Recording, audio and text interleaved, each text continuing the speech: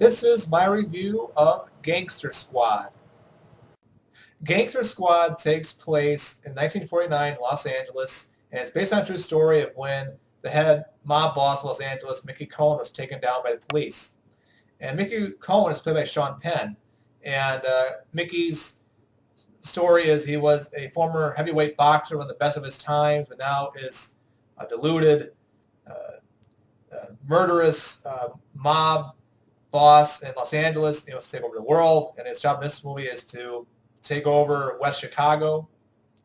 And he has the politicians on his side, the police on his side, and that's what's making it difficult for him to be brought to prison, because he has all these friends, corrupt friends, that are keeping him from getting arrested.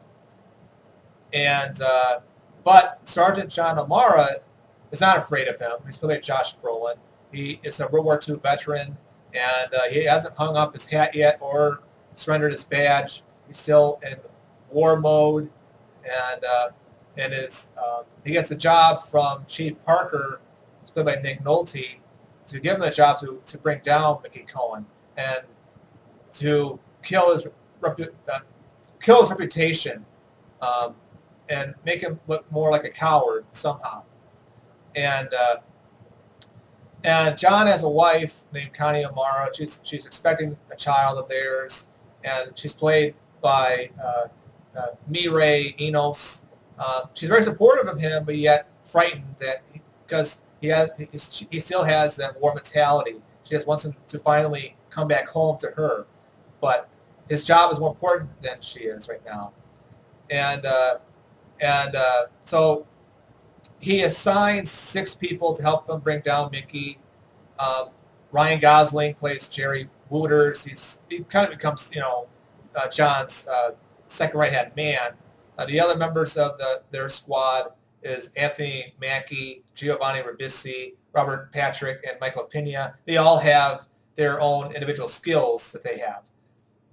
And Jerry Wooters falls for Grace Faraday, who's played by Emma Stone, and she's with Mickey Cohen, and her character is kind of playing, is she playing Jerry, or does she really have feelings for him?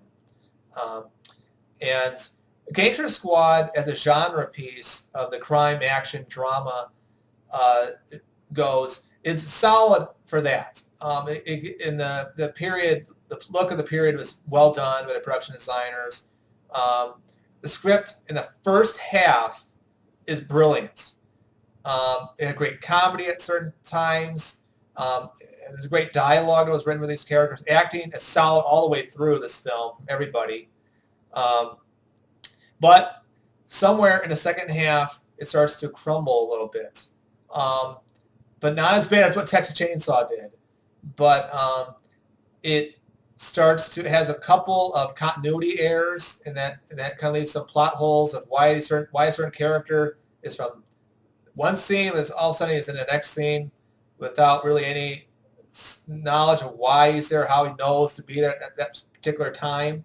That happens in a couple of spots in this movie. That just ruins the continuity of the film in those couple of spots. Leaves so many plot holes and also what makes them a certain character do what he does in the next scene, because there doesn't seem to be any resolution to make him or her go to the next step.